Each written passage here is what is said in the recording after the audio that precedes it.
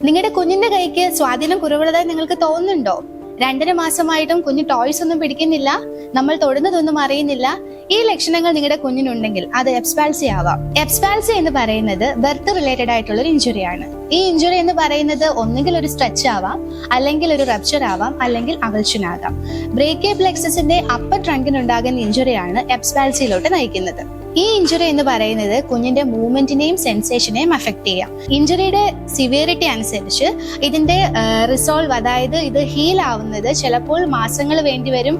ചില കേസിൽ, അതായത് സെൻസറി ഇമ്പയർമെന്റും കൂടി ഉണ്ടെങ്കിൽ ചിലപ്പോൾ നമുക്ക് സർജറിയും കൂടി ആവശ്യമായിട്ട് വരും. ഇനി നമുക്ക് ഇതിന്റെ റിസ്ക് ഫാക്ടേഴ്സ് എന്തൊക്കെയാണെന്ന് നോക്കാം. ഒന്നാമത്തെ കാരണം എന്ന് പറയുന്നത് ലാർജ് ഇൻഫന്റ്, അതായത് കുഞ്ഞിന്റെ സൈസ് കൂടുതലാണെങ്കിൽ ഡെലിവറി ടൈമിൽ അമ്മയുടെ പ്യൂബിക് ബോണിൽ കുഞ്ഞിന്റെ ഷോൾഡർ വന്ന് സ്റ്റക്ക് ആവാനുള്ള ചാൻസ് ഉണ്ട്. ആ സ്റ്റക്ക് ആവുന്ന സമയത്ത് നമ്മൾ കുഞ്ഞിനെ വലിച്ചെടുക്കുമ്പോൾ ആ വലിച്ചെടുക്കുന്ന സമയത്ത് കുഞ്ഞിന്റെ ബ്രേക്കിയൽ പ്ലെക്സസിന് ഇഞ്ചുറി ഉണ്ടാവാനുള്ള ചാൻസ് കൂടുതലാണ്. രണ്ടാമത്തെ കാരണം എന്ന് പറയുന്നത് നമുക്ക് എല്ലാവർക്കും അറിയാം, പ്രഗ്നൻസിയുടെ ലാസ്റ്റ് സ്റ്റേജ് ആകുമ്പോഴേക്കും കുഞ്ഞ് സെഫാലിക് പ്രസന്റേഷനിലേക്ക് വരും.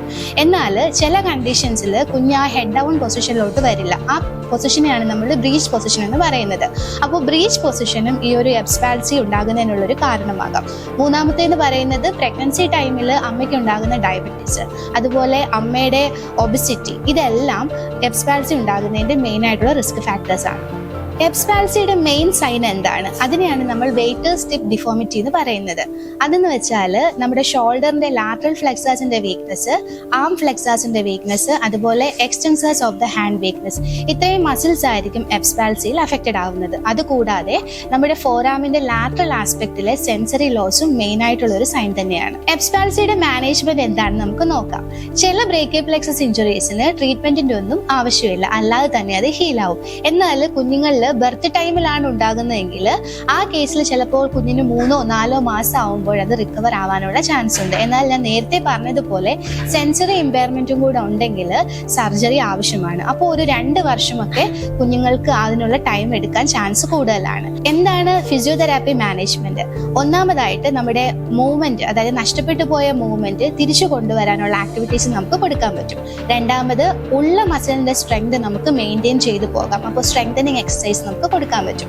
മൂന്നാമത് ഒരു സെൻസറി സ്റ്റിമുലേഷൻ കുഞ്ഞിന് ആവശ്യമാണ്. അപ്പോൾ ബ്രഷിങ്, അങ്ങനത്തെ സെൻസറി സ്റ്റിമുലേഷൻ ടെക്നിക്സ് നമുക്ക് യൂസ് ചെയ്യാനായിട്ട് പറ്റും. അതുപോലെ തന്നെ പാരന്റിനെ തീർച്ചയായിട്ടും എഡ്യൂക്കേറ്റ് ചെയ്യുക. കുഞ്ഞിനെ എങ്ങനെ എടുക്കണം, അതിനെ എങ്ങനെ ഹാൻഡിൽ ചെയ്യണം എന്നുള്ളത് പാരന്റ്സിനെ എഡ്യൂക്കേറ്റ് ചെയ്യേണ്ടത് ഏറ്റവും അത്യാവശ്യമാണ്.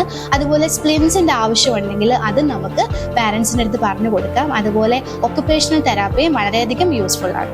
ഈ പറഞ്ഞിരിക്കുന്ന ലക്ഷണങ്ങൾ നിങ്ങളുടെ കുഞ്ഞിനുണ്ടെങ്കിൽ എത്രയും പെട്ടെന്ന് നല്ലൊരു പീഡിയാട്രീഷ്യനെ സമീപിക്കുക. എത്ര വേഗം നമ്മൾ ഈ കേസ് ഡയഗ്നോസ് ചെയ്യുന്നു അത്ര വേഗത്തിൽ കുഞ്ഞിന്റെ റിക്കവറി നമുക്ക് കാണാനായിട്ട് സാധിക്കും. എന്തെങ്കിലും സംശയങ്ങൾ നിങ്ങൾക്ക് ഇതിനെപ്പറ്റി ഉണ്ടെങ്കിൽ തീർച്ചയായിട്ടും താഴെ കാണുന്ന നമ്പറിൽ നിങ്ങൾക്ക് കോൺടാക്ട് ചെയ്യാം.